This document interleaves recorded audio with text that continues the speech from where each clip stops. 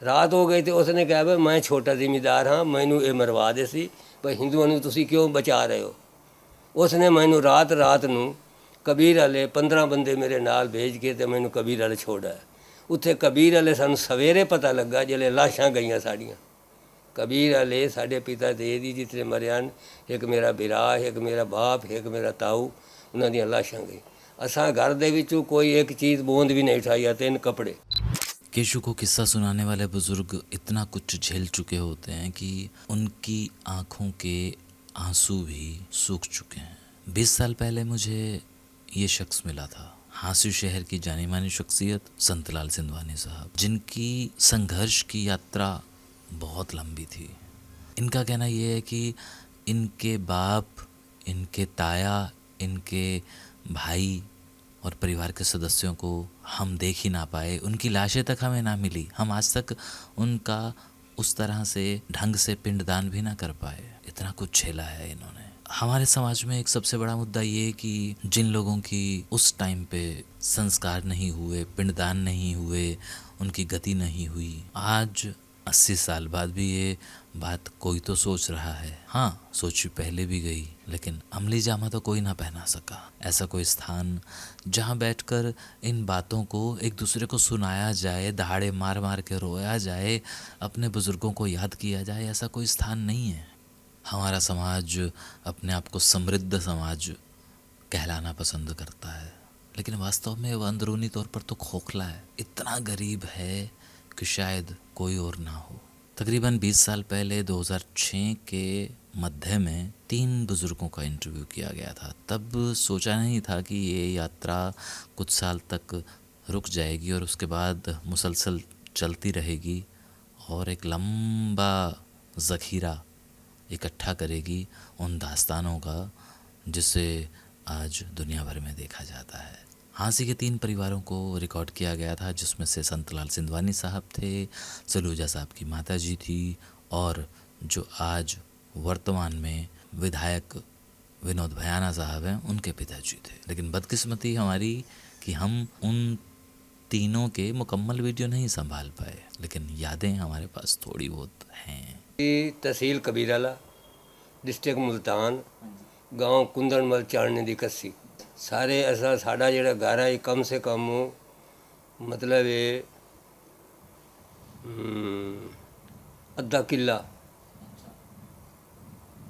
कितना होंदा है, कनाल 600 6 चौक 2400 गज है। वो जेड़ा साड़ा पिंड है अद्धे मुसलमान हैं, एक साइड ते मुसलमान हैं, एक साइड ते हिंदू हैं। जेड़े पासे हिंदू हैं कोई मुसलमान ना है, और जेड़े पासे मुसलमान है उस पासे कोई हिंदू ना है। लंबाई दे विच है साड़ा गांव, एक साइड ते मुसलमान, एक साइड ते हिंदू।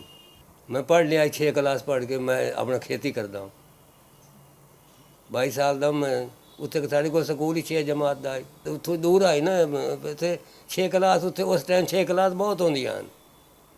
6 क्लास टीचर लगे होंदे हैं, पटवारी लगे होंदे हैं। इस तरह जी असें देहात उत्थे अखबारां जांदियां कोई ना। साढ़े जेह्ड़े बजुर्ग हैं इस गल मनते ना भी अस इत्थों चला जाना। मेरी शादी हुई है कबीर वाले, मेरे जेह्ड़े हैं सौरे कबीर वाले हैं। मैं उस वेले जदों साढ़े उत्ते हमला होना है, ऐतवार का दिन आई 2 तरीक आई अक्तूबर की, साढ़े उत्ते जेह्ड़ा हमला होना आई ना, उस वेले मैं अपनी मेरी शादी हुई है। मैं अपनी पत्नी नूं और मेरे छोटे बिरावां नूं मैं कबीर वाले छोड़ के वापस 4 बजे उत्थे पिंड ही पहुँच गया हूँ। तो उत्थे मैंने एक दोस्त आए मुसलमान, उसने कहा भाई तुहाडे उत्ते 6 बजे हमला होना, अपना प्रबंध कर लै।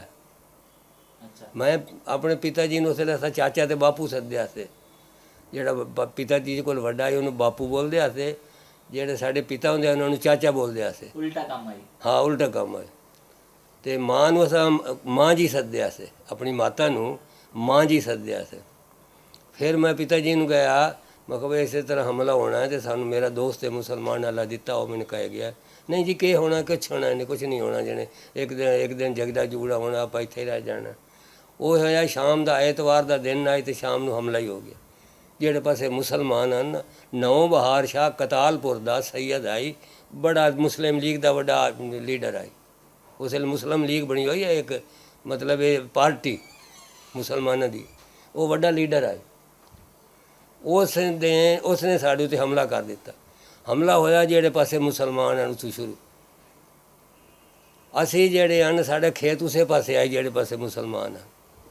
ਮੇਰੇ ਪਿਤਾ ਜੀ ਉਧਰ ਗਏ ਖੇਤ, ਉਹਨੂੰ ਸਾਨੂੰ ਪਤਾ ਕੋਈ ਨਹੀਂ ਲੱਗਾ। ਉਹਨਾਂ ਨੇ ਕੀ ਕੀਤਾ ਜੀ, ਜੋ ਉਹਨਾਂ ਲੁੱਟਿਆ ਨਹੀਂ ਹੈ ਉਹ ਮਾਰਦੇ ਗਏ ਬੰਦਿਆਂ ਨੂੰ।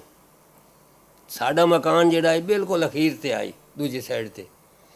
ਉਸ ਵੇਲੇ ਮੇਰੀ ਮਾਂ ਆਈ ਉੱਥੇ ਅਤੇ ਮੇਰੇ ਕੋਲ ਛੋਟਾ ਮੇਰਾ ਭਰਾ ਹੈ। ਅਸੀਂ ਉਹ ਆਪਣੇ ਜਿਹੜੇ ਪਸ਼ੂ ਹਨ, ਕਮ ਸੇ ਕਮ 20-25 ਪਸ਼ੂ ਹਨ, ਬੈਲ, ਘੋੜੇ, ਮੱਝੀ, ਗਾਂ, ਸਭ ਕੁਝ, ਉਹ ਅਸਾਂ ਨਿਕਾਲ ਕੇ ਤੇ ਉਸ ਮੁਸਲਮਾਨ ਕੋਲ ਚਲੇ ਗਏ।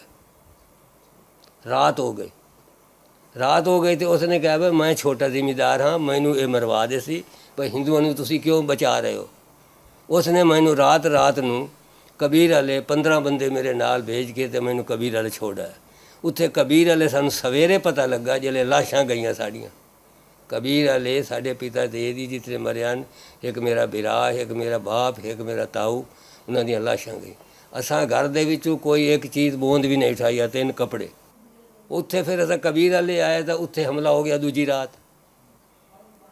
ਫਿਰ ਅਸਾਂ ਸਵੇਰੇ ਗਏ ਤਾਂ ਉੱਥੋਂ ਜਿਹੜਾ ਖਾਨੇਵਾਲ ਆਏ, ਉੱਥੋਂ 8-9 ਕਿਲੋਮੀਟਰ ਆਏ ਖਾਨੇਵਾਲ, ਉੱਥੇ ਕੈਂਪ ਲੱਗਿਆ ਹੈ। ਉੱਥੇ ਸਾਨੂੰ ਲੈ ਜਾਣ ਤਾਂ ਤਾਂਗੇ ਵਾਲੇ 150-200 ਰੁਪਏ ਮੰਗੇ। ਸਾਡੇ ਕੋਲ ਇਤਨਾ ਪੈਸਾ ਪੈਸਾ ਨੇ 1 ਰੁਪਇਆ ਹੀ ਨਾ ਆਏ।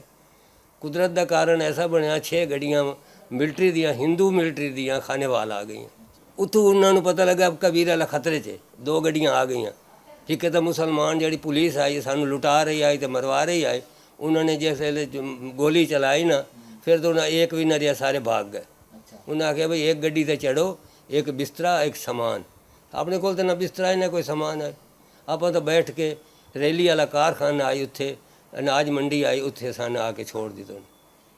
ਉਸ ਵੇਲੇ ਸਾਨੂੰ ਪਤਾ ਲੱਗਾ ਜਿਹੜੇ ਲਾਸ਼ਾਂ ਸਾਡੇ ਪਿਤਾ ਦੀ ਤਾਊ ਦੀ, ਉਹ ਲਾਸ਼ਾਂ ਸਾਨੂੰ ਦਿੱਤੀਆਂ ਹੀ ਨਾ ਉਹਨਾਂ, ਪਤਾ ਨਹੀਂ ਕਿੱਧਰ ਲੈ ਗਏ ਤੇ ਕਿੱਧਰ ਨਾ। ਆਹ ਹਾਲਤ ਹੋਈ ਸਾਡੇ ਨਾਲ। ਫਿਰ ਉੱਥੇ ਅਸਾਂ ਦੇ ਉਸੇ ਕਮ ਸੇ ਕਮ 1 ਮਹੀਨਾ।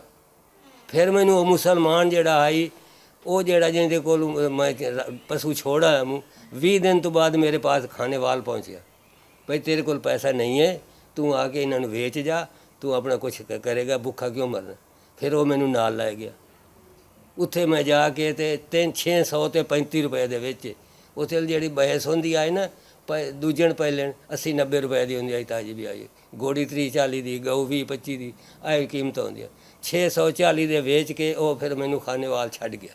ਮੈਨੂੰ ਕੋਈ ਚੀਨੀ ਦੇ, ਕੋਈ ਆਟਾ ਦੇ, ਕੋਈ। ਉੱਥੇ ਅਸਾਂ 1 ਮਹੀਨਾ ਉਹ 635 ਉਹ ਖਤਮ ਹੋ ਗਿਆ ਸਾਡੇ। ਉੱਥੋਂ ਫਿਰ ਗੱਡੀ 'ਤੇ ਚੜ੍ਹੇ, ਜਿਹੜਾ ਸਾਡਾ ਨੰਬਰ ਆਇਆ, ਉਹ ਵੀ ਗੱਡੀ 'ਤੇ ਜਿਹੜੇ ਰਸਤੇ ਦੇ ਰੋਕ ਦੇਵੇ ਮੁਸਲਮਾਨ ਡਰਾਈਵਰ ਹੁੰਦੇ ਹਨ, ਪਾਕਿਸਤਾਨ ਵਾਲੀ ਗੱਡੀ 'ਤੇ। ਇੱਥੋਂ ਤੱਕ ਵੀਡੀਓ ਵੇਖਣ ਦਾ ਤੁਹਾਡਾ ਸ਼ੁਕਰੀਆ।